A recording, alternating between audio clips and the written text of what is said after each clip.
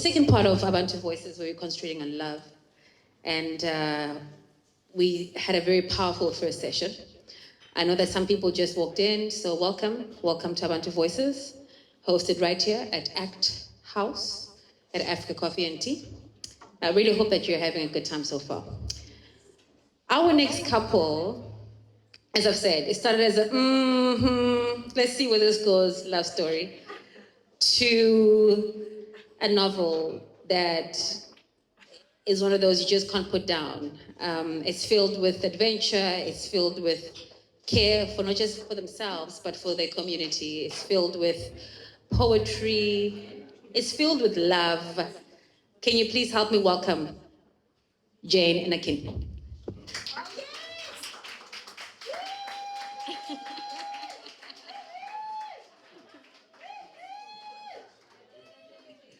And also filled with drama. I forgot that part.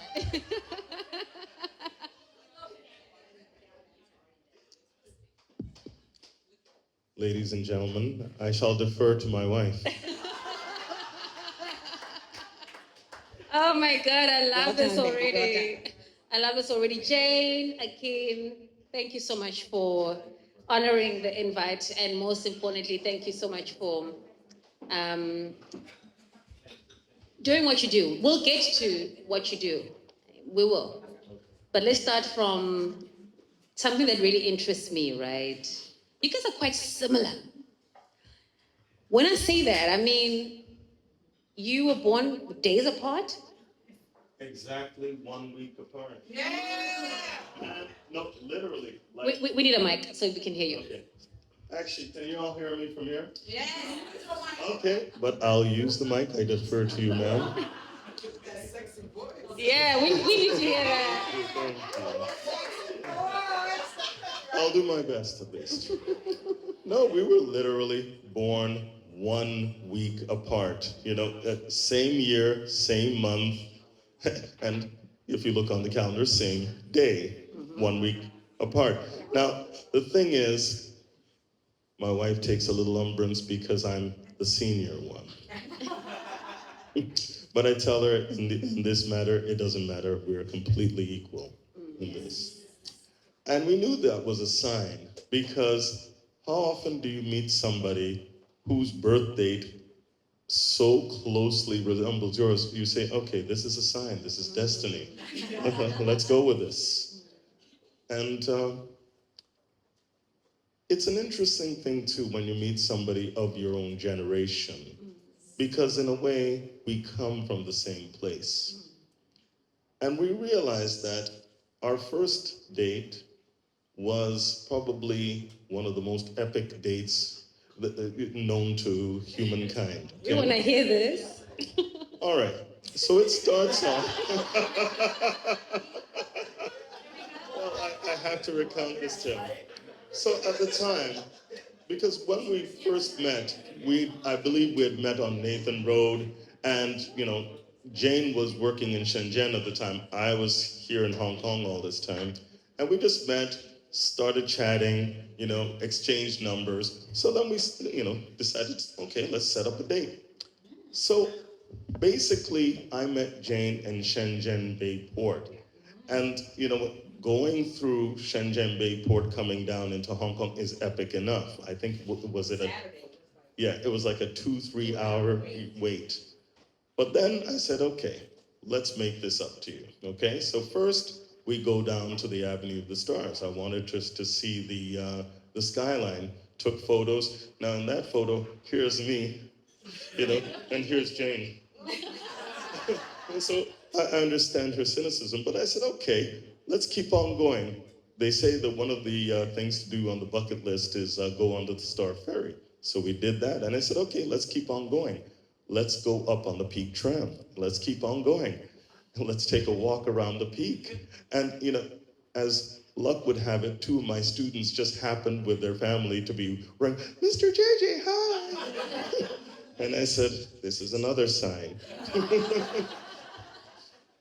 Because, James sort of looked askance, but says, okay, he's legitimate, little kids like him. And, well. And then After that lovely, relaxing walk up on the peak, we decided to go down to the IFC, and I bump into my good friend Robin, who, and the interesting thing, Jayne's background is partially Bahamian, Robin's background is Bahamian, and then, I'm walking with this lady through the IFC, and the moment that Robin sees us, he just kind of looked and, I think there's something afoot here. And as it turns out, he got involved in it because he was one of the people who witnessed our wedding. Yes, he did. Makumba's was a club. Well, he wanted me to see everything in Hong Kong. He was like my tour guide. He was like, we're gonna see this, we're gonna see that, we're gonna see this. So for me, and being over in Shenzhen, I wanted to see these things. So when we met Robin, I'm like a Bahamian in Hong Kong, okay. He invited us to go to Makumba's, which he was one of the partial owners at the time. So we went to Makumba's, and I was like, it's lit over here. We had a good time. Makumba's, when it was on Peel Street. So we partied, we had a good time. He's like, it's really late, if you don't want to go back over the border, you can stay with me. I was like, it's not that kind of party, but. And he was like, no, I'll be a gentleman, and I have a 2-bedroom and all that. I was like, I said, just so you know, I ain't the kind of girl. It's not going down. You're not gonna get lucky tonight. So I said, okay, I'll stay. I think I could take him if anything got it. So then we went back and we stayed. It was a weekend. I didn't have any clothes. I didn't have any plans. So he was going to buy you anything? I was like, no, I'll just wear your clothes. And then when we got there, it was funny. He had a 2-bedroom, but one bedroom was turned into a wardrobe. So I was like,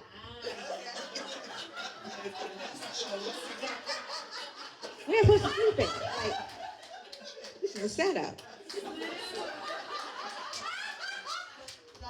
I had honorable intentions, and I still do.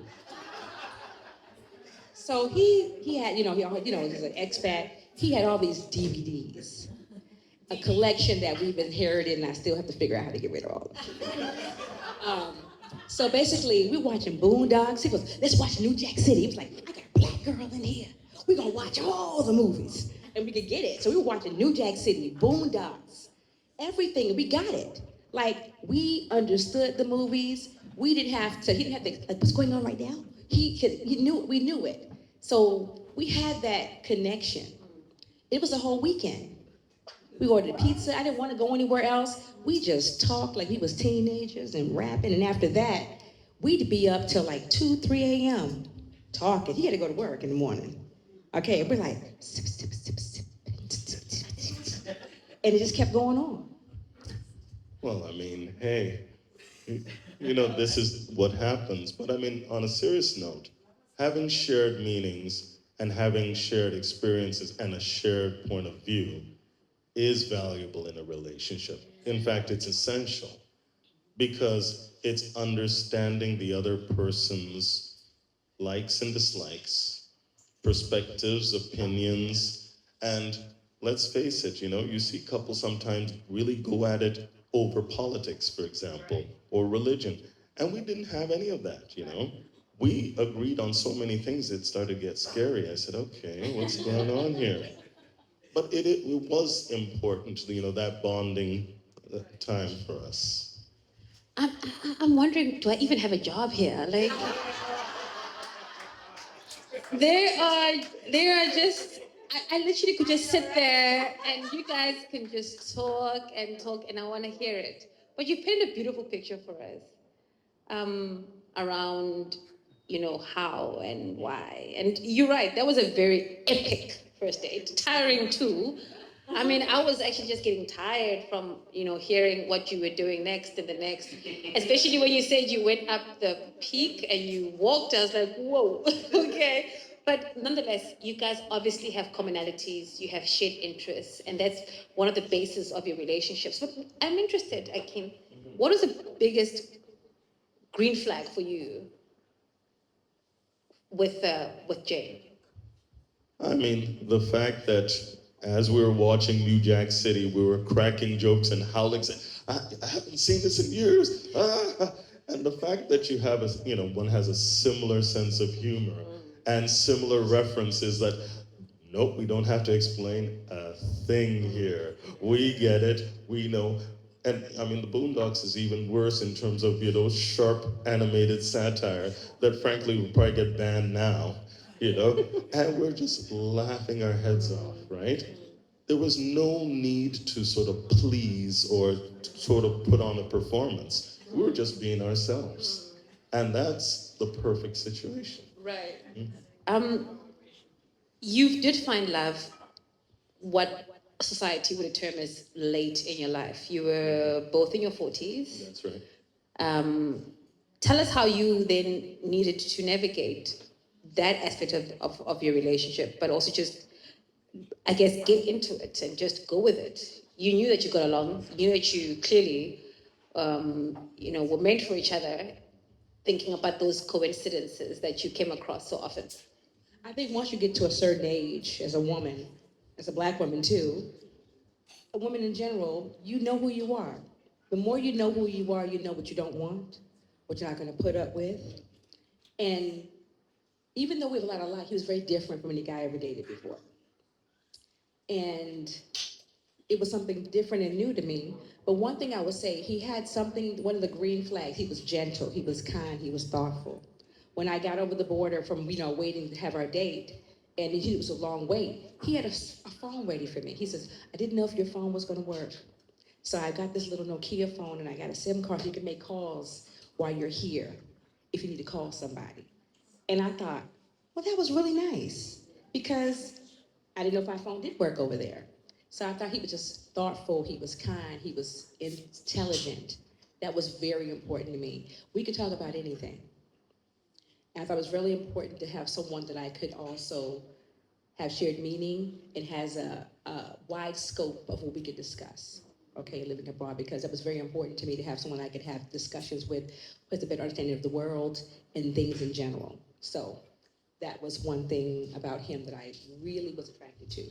That was a green flag for you back then, but there was another green flag that happened recently that involved a hat. Can you tell us about that? He's a very intentional and thoughtful and kind person. We were going to an event, it was a poetry event actually, because he's a poet. He took me to poetry that night too. There was a homeless man that was on the walkway. We were going from IFC walkway, I think, going over to Sopo side. Yeah. He goes, I saw that guy earlier and I gave him some money early. He probably didn't remember me. And so when we left, we didn't have any change. We were running late, so we were headed over there. When we came back, he was still there. And we still didn't go to the bank or anything. And it was cold, and Akin said, but I have my hat. He took off his hat, and he gave it to the man. And that is the kind of gentle person that you want to raise kids with, that you want to fall in love with, because he didn't have to do that. But he figured, I can get another hat. This guy could use his hat right now. It was cold. He didn't have on a shirt really or anything. But he left. My husband gave him his hat off of his head because he was like, I need to do something. So That's a really beautiful green flag, right? Speaking of kids, oh, you want to say something? But I want to also emphasize that we share a very strong sense of justice. Like, Jayne will go out of her way to help people. We will get there. We'll get there. We'll get there? I will get there. All right. And we're getting there right now, actually. Okay. Well, there you go. Another shared interest, right? But one shared interest is your beautiful 11-year-old. Tell us more about yourself. Yes! Woo! I'll start. Time! I mean, what's there to say about our sweet, intelligent, bouncy, funny, lovely son? I mean, the thing is, he's a sweetheart, And there was one time when we first found out about Kai's diagnosis. My wife asked me, how do you feel? What is this diagnosis? I mean, he's on the spectrum, ASD, autism. But what I told my wife is this, is that, I absolutely adore him. What I hate is him having to struggle against this condition. And she asked me, if you could decide any other way, would you have changed your mind? I said no. Okay, maybe I'm paraphrasing. Please correct me, my dear. Men and these memories, right? So our son is, we prayed for this child. We wanted this child. This is somebody that you have all your dreams for your child. Like I said, he'll probably exceed those dreams, but at the time when you hear a diagnosis that your child is going to have a struggle that you didn't expect, I sat down and I'm like, and I want to fix things. I said, why us? Is what I asked him. And then I replied, why not? He said, why not? Yes. And give me a moment, honey. But the thing of it is, when you look out in this world, right, there are a lot of people who struggle. There are a lot of people who go through poverty. There are a lot of people who suffer disease, suffer war, suffer crime, suffer so many things on this earth that you look at your situation, you say, okay, this is a challenge, sure. This is not easy, but life was never, ever meant to be easy. And that if we are faced with a challenge, this is our challenge. This is what we have to do. And, and the thing is, there are some people who look at, children with special needs as a problem or even, I said, no, you got to separate the two. The child is the child, and the child is precious. The challenge is the challenge, but we shall overcome this. And it's as simple as that for us. Not only did you overcome this, but it ignited a fire. I like challenges, and I was like, I'm gonna fix this. I'm gonna figure this out. So I stopped what I was doing. I stayed home and I figured it out. I was Googling. I had no one to ask questions to. I had to figure it out. I was not gonna let my child not get what he needed because I didn't know where to find it. So I had a plan. We became a team. And I have done everything in my power to make sure that my son got what he needed. But not just that, I figured there are other people like me. I didn't have anyone I could talk to and go to. So I started advocating for people and helping them because I know what it feels like to not be able to ask anybody or have an answer, where can my child do this and where can my child do that, and how it feels to not be able to get those answers. So now I provide those answers for other people. I've always been an advocate with different things because I always felt like this. How would I want someone to treat my child? Because I changed. I was never not a kind person, but I had a shift when I had my son.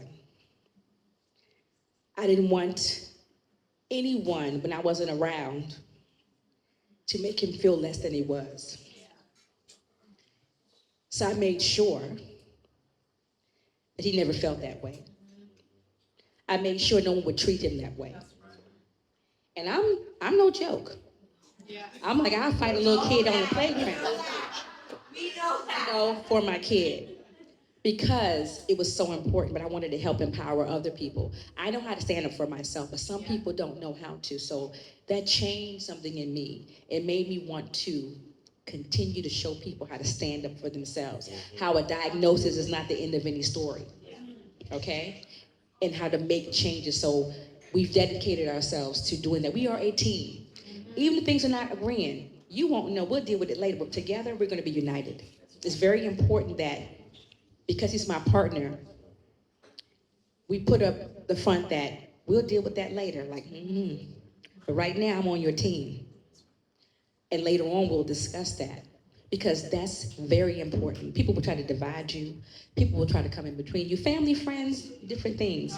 And you cannot allow that to happen. Yes. No, what she said.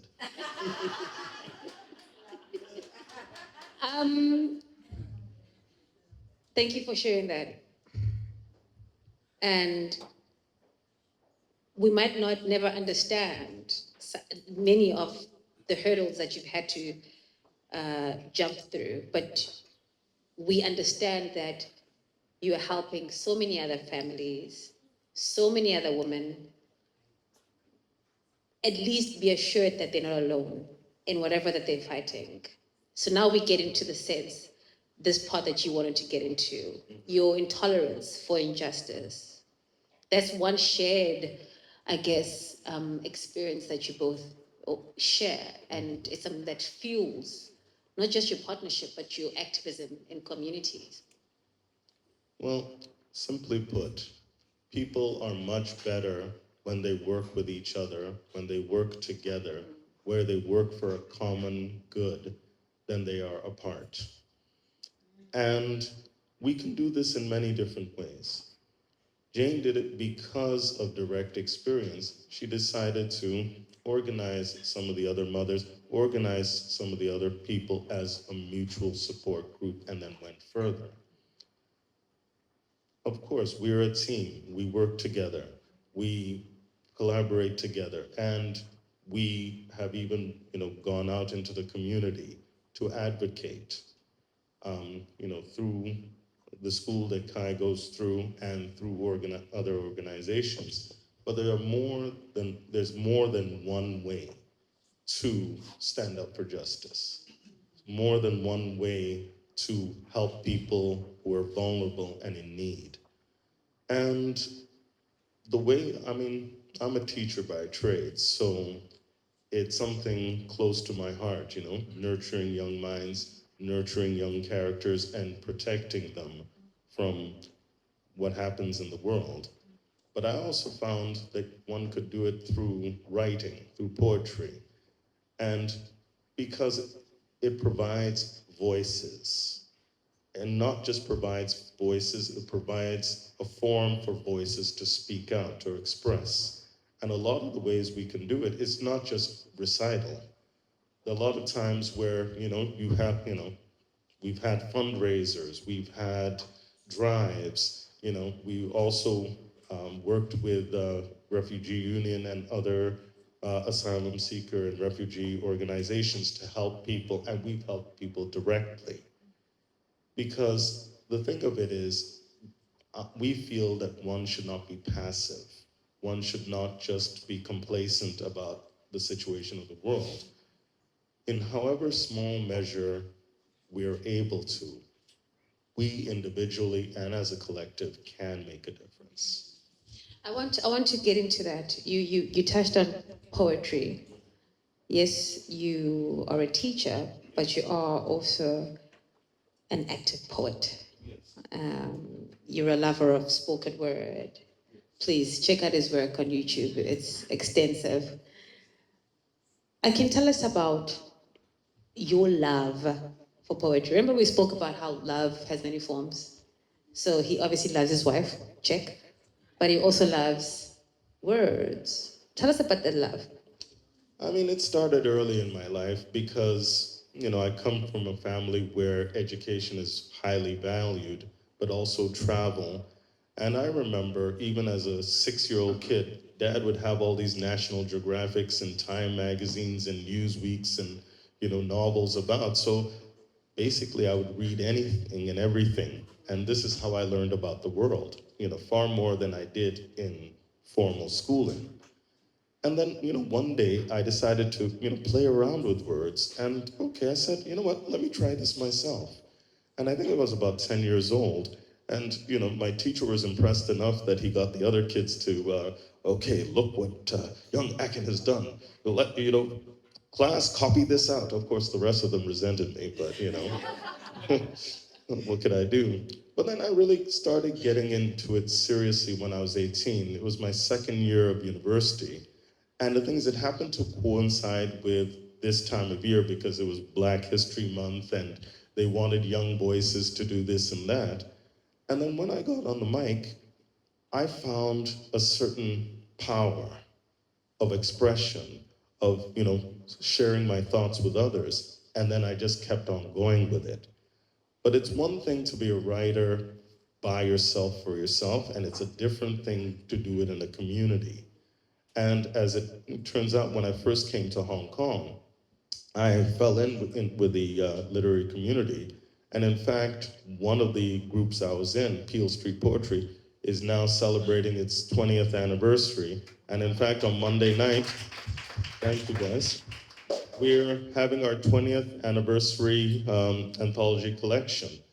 And the thing is, people don't always appreciate how hard it is to write something, get it published, and have it out there for the world to see. But it's even better. Yes, Mo being a publisher herself, says, she was feeling that, But the thing is, it's even more marvelous when you can have a collection of various poets from across the world, because the thing is, the Peel Street Poetry Group has become a diaspora. They're all over the world, but many came together for this project. And it's even more beautiful to share your verse together. Tell us about Smoke Pearl. Smoke Pearl was my first collection, and it came out in 2010. And basically, it chronicled how I saw Hong Kong, how I saw Asia, how I saw the world at the time.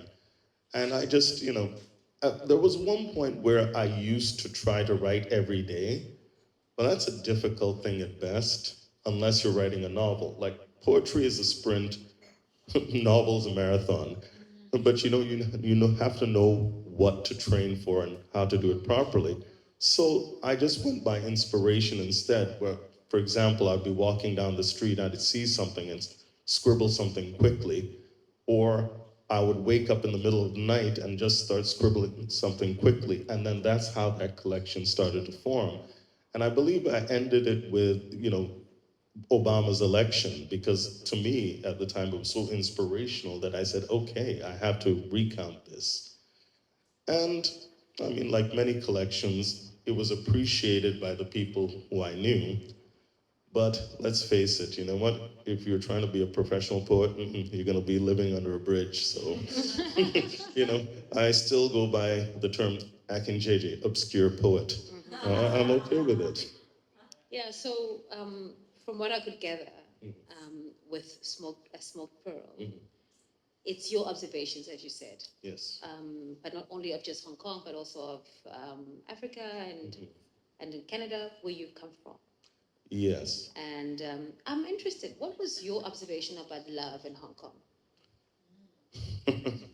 It's like that OJ song, For the Love of Money.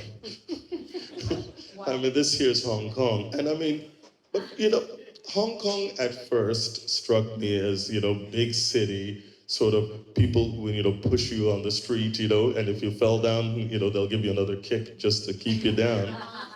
But that's the first impression, right? After all, it's a huge metropolis, and folks don't exactly look friendly on the street. But what you have to understand, once you've been here long enough and established relationships, it's an inside-outside thing. And the thing is, even in the neighborhood, Tokwawan, where I teach, I can go to the local pharmacy. Those guys know me inside and out and say, hey, okay, hi, how you doing? And they'll pretty well do their best to get me, what I'd like, right? Or, no, hey, I don't mean it like that, okay?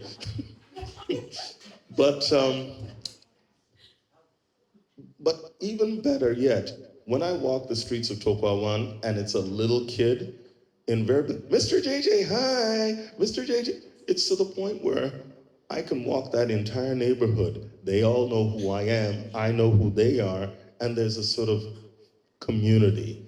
There's a relationship, and they tolerate my bad Cantonese, with their much better English,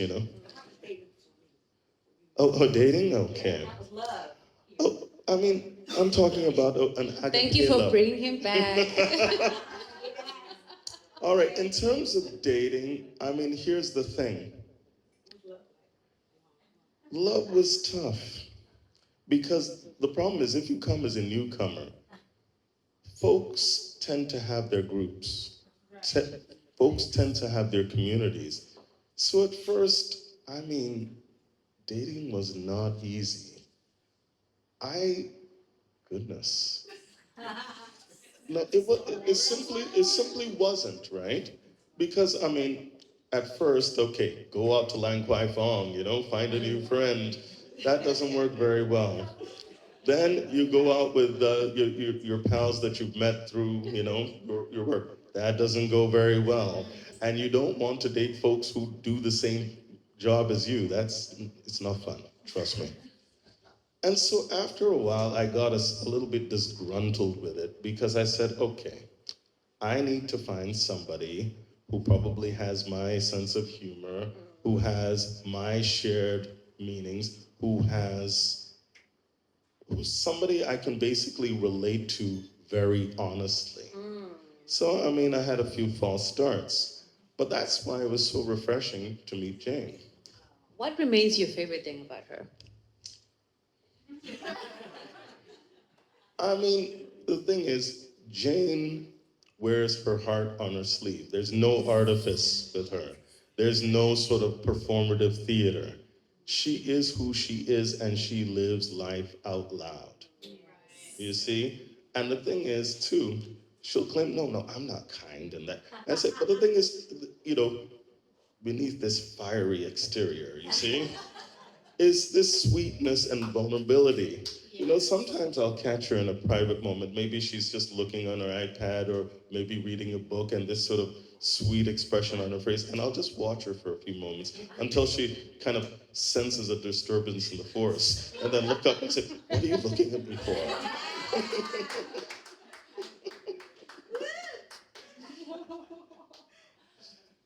And usually she takes it well and say, I'm just admiring you, my sweet. I love that. What do you, Jayne, miss the most about Akin when he's not around? Miss the most? Sometimes you need your space, right? Right. When, if he's never really been, we've never really been away from each other for any extended amount of time in all the years we've been married. But if he's not, if he's done some event or he's whatever, he's not home by a certain time, I can't sleep. He need to let me know where he's at. Even though Hong Kong is safe, I'm like, but you didn't let me know you was coming late. So I miss his presence in that way. I don't think this would work if he wasn't there. So If he was a pilot? yes. Yes, no. A lot of my friends have pilot husbands or they're pilots, and they're like, we're like single moms. Husbands are always gone, but most of the events, But I couldn't have done this journey with our son without him. His presence is in everything that we do. We are a couple. We are a team. But our love languages we are a little bit different, right? Like the thing about, I'm so used to being on my own and doing everything all by myself. I'm a black woman, I'm strong, I can do it. And like some things, like simple things like something on a cabinet, I can get it myself, let me do it. And I should be like, man, I'm okay. Then I had to realize I had to let that go. If he wanted to go and pick it up and get it, even if I can lift it up with one finger, I let him do it. Oh, I can't do it. You want to do it? That made his day. So we have to learn how to make space for other people. I believe that with love is finding yourself in a person, not losing yourself in a person. Whoa. Say that again. Say it again. You know, love is finding yourself in a person, not losing yourself in a person. And I think that love is about compromise. Love is about sacrifice, but it's not about submission. Nobody should want you to submit. They should want you to grow together. We are partners. He's my husband, and I want him to protect me and take care of me. But sometimes I can also, if I have to, if you mess with my husband and we out there, you gonna get it, because we're a team. But at the end of the day, he's my husband, he's the head, but he lets me be me. Lets me be independent. He supports me, even without kind of shenanigans I want to do, he supports me. And that's love. He doesn't always agree. Face is all screwed up. Oh, I told you, but we do it. He lets me try. He supports me. I like doing things to bring people together, like events. Women's causes are really important to me. I think that we are better together. Even though we're in Hong Kong, we all are different. We have so much more in common than you think. It's beyond color. And at the end of the day, when you start making those connections and you open up your space to other people, these two of my really good friends here, and Karen's also a really good friend. And I'm telling you, you need that. You need the variety in your life to balance it out. Don't be in Hong Kong and stay in one group. It's good to have our own, but it's good to meet other people, learn new things. I live in Tung Chung, and there's a lot of Indians in our community, and I've learned all the different the different holidays and different festivals and things like that. It's important to be here. Don't be in Hong Kong and not you guys are now exploring. I see your IGs. I'm like, I got to get out there with you. Don't be here for 20 years and you didn't go to Saigon. Make the best of it. And I want to say that, especially for people that are expats here, this is an opportunity. If you were in Hong Kong and you weren't from Hong Kong, something magical about you. We're here for some purpose. We're special. We have a skill. We have something that people want. Collaborative effort. Yes. Collaborative efforts will get us where we have to go. We can get much faster together than just going by yourself, and we can be stronger. I do believe in always smiling at people. Even if language, smile is universal. Meet a new friend, do something different, don't be afraid. That has helped me to connect to people, to make ways to help my son, my family, my community, and don't ever stop learning. I don't know everything, and I don't profess to do that, but I learn and I share. Give more than you take. It is a blessing. It really is a blessing. Honestly, I thought I knew where this conversation was going to go, but I honestly, I'm pleasantly surprised, and I feel like I'm enriched by the words that you guys have said. And because words are also one of your, I guess, love signals, let's not call it language, signals, right? Mm-hmm.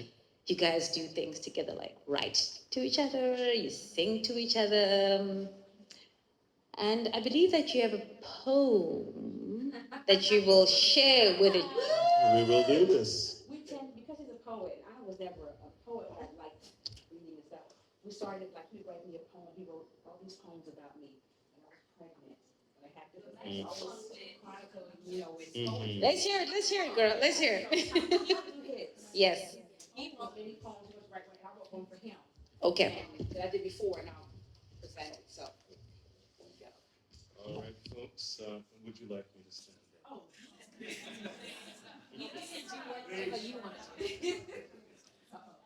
All right. Give me a moment, guys. All right. And this is how I feel about love, because it is complex. It isn't always easy, but it is powerful and enduring. So don't be surprised when I say something contrary at first. Love is a terrible thing. Of wedding, boxing, linked, and church bell rings, bloodied and bound. A bold brass peal starts the seventh round. The crowd is stunned by the beautiful hurt's eloquent curse, four-knuckled verse, flying flamingo bright between the besotted and the bewildered. Love is a horrific thing, for the absences space brings, in thought, word, speech, or gesture. Silence, nothing left to mention, nothing more to measure. Love is an awful thing, for the gradual and final fade, change, and erasure ring. What once was the tenderest melody a harp could sing cuts abruptly, nothing. Love is a stubborn thing. When it resides within resentment, crawls through cruelty, restrains unkind words, unfortunate instance, unchecked utterance. Love is a strange thing, for it stays embossed, even embroidered on the mind, lives patterned with the scars and stitches of torn loves we did find. Love is an enduring thing, an underground reservoir that seeps deep in the soil when the land above has dried, died, bristled as it broiled. Love is everything, from the crystal depths of bone ice winter unto the molten sighs of a thawing spring. It is a whirlwind of all life's tumults and the bright debris that its storms bring.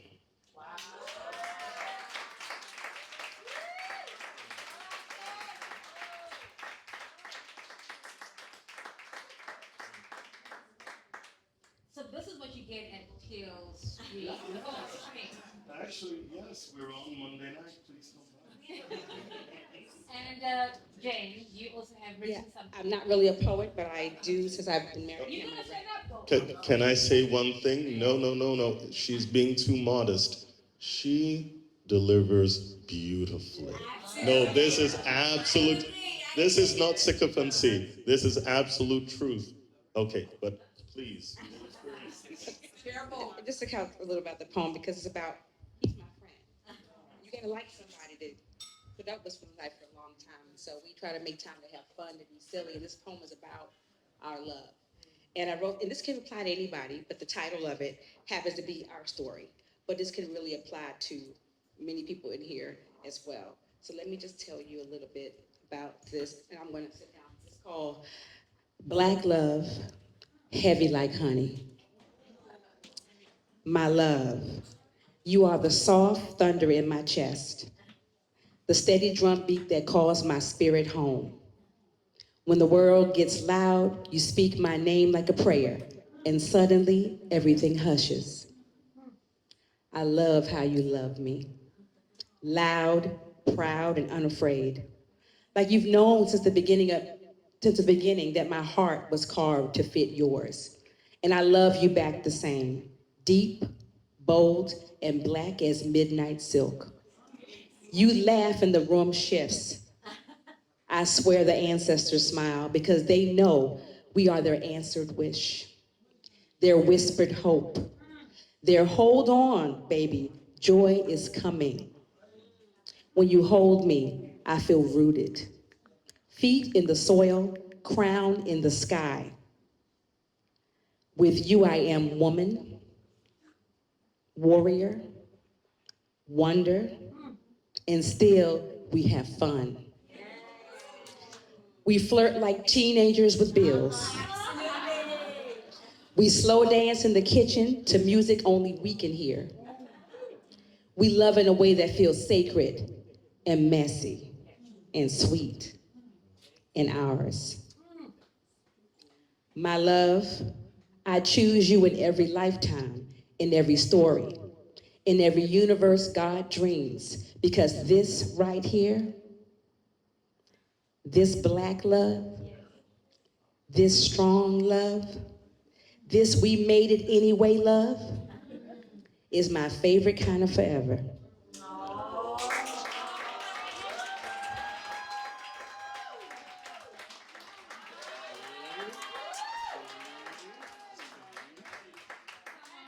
And come on.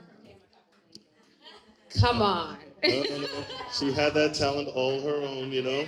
Wow. It's just a synergy, you know. It's one of your commonalities, I guess. Indeed. Beautiful. I feel so inspired to just love right now.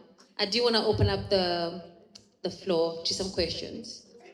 All right. I do want to invite someone who's very near and dear to you to give us, and she's a writer as well, so it's going to be beautiful, hopefully. But more than anything, she would like to tell you about your love. Monique? Oh, thank you, Lord. Oh, boy. Woo, y'all had me itching back there. I wanted to talk about it. Listen, I started a publishing company and I recruited them straightway like, hey, y'all, I need y'all writers to help a sister out. I wrote a lot of stuff that my husband was supposed to print out and he didn't, so I have to do this as a 54-year-old woman with no glasses. I don't think this is gonna really happen the way I planned. There you go. Listen, my husband and I, we've been married 34 years, been together 37 years. He's that brother back there, that light skin, which our homegirls call him light skin. Let me make sure I get my notes here before I go off. Now, for us, date nights are really, really important. We have a Friday night date night that we are religious about. We might not go to church on Sunday, but we will do date nights. And listen, we've been in a ministry together for 29 years, working actively in full-time ministry together. And we are not the ministers that wear the halo. I'm just going to tell you, it's just not going to happen. We like to sip our cocktails. We like to dance. We like to get our party on. Now, as 54-year-old Christian ministers, we don't have a lot of people that knows how to party like we want to party, and we have to double date because sometimes it gets a little stale. It gets a little stale with just us. So sometimes we have to invite a couple that's about what we about. Anybody know my husband and me? We're social justice people. We connected with social justice people, and we get out and we party, don't we? And actually, Akin spoke about it. I don't want to have to explain nothing. I don't want to have to explain, do you know this song? You don't know this song? No, we get out and we know the song. And this couple right here will know how to dance to it, and they will know the words, and we don't have to, there's no questions. You know, it's that new Jack City vibe that we happen to have, even light skin back there. I know he's not black by trade, but we've adopted him. So, and what I've loved about this couple, and honestly, being in ministry, you are in the front, you get front row seats to marriages that fail. And you see what helps hold marriages. Honestly, what cracks a marriage is the worst part of for better or for worse. Worst comes. And for richer or for poorer comes. There's days you're fighting about money. Sickness and health, there's days that sick, mama sick, kids sick. And then the vows to love and to cherish, the practicality of working that out. What's wonderful about this couple is this is a couple that we see the love and honor and respect that they have for one another. He has for his wife, she has for him, and it plays out for all of us in communities. Couples need communities to support them, but healthy couples support communities like ours. And we need to support couples like this because they help communities like ours get the insight that we need. Know that man shouldn't be putting his hands on you. Know you should open the door for your wife. We learn from one another. And this couple is an example. And honestly, Tom and I, we have to find couples that are about what we're about so that we can create other couples to be healthy. And so what I love about you guys is you guys do walk in that love, honor, and respect, and you uphold those vows with one another. Now, here's the sweet sauce. Now, I'm 29 years of ministry, you see things go down. And there's two things that we notice that keeps not just a marriage surviving, but a marriage thriving. That's a couple that knows how to pray together because I'm sorry, I'm past the mo, but shit goes down, okay? I told you, like I said, I don't wear halos. You have to know how to pray together, but also you gotta know how to play together because the BS comes. And if you don't know how to laugh together when that bill of that magical color comes in, or your child is sick or said something crazy to you, you don't know how to hold it with laughter is a resilience thing. It's a medicine, like the Bible say, you know, and you're able to not only pray together, but play together. And that's why we like to hang out with them, because we can be ourselves and we can play. And sometimes, hey, we like rap music. We like to get on the dance floor. And sometimes our humor is a little bit inappropriate, but we still love God and we won't hurt nobody, and we will do anything we can to help people who need help. That's why I love this couple here. They about what we all need to be about. Thank you so much. Thank you so much. Thank you. We appreciate Okay, she just opened up the church. Thank you so much, Monique. You know, I heard Monique speak. I met her very recently, and I heard her speak, and I remember the depth of her voice. Like you listen to her words, like you actually, Akin. Like you guys have like such a deep, nourishing voice that just makes you want to listen, you know. But thank you for those beautiful words. I believe that her words are not just for the Jejes, they're actually for all of us who believe in love, who want love, who aspire for love.